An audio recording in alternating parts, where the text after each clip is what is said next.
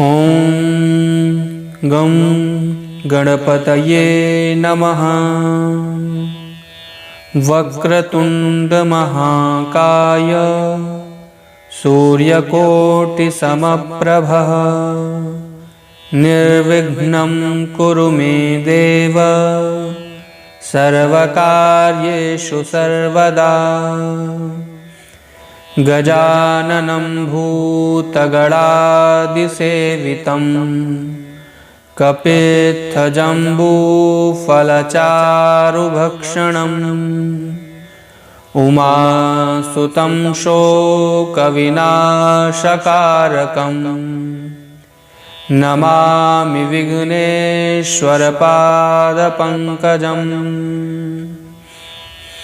विघ्नेश्वराय वरदाय सुरप्रियाय लम्बोदराय सकलाय जगद्धिताय नागाननाय श्रुतियज्ञविभूषिताय गौरीसुताय गणनाथ नमो नमस्ते।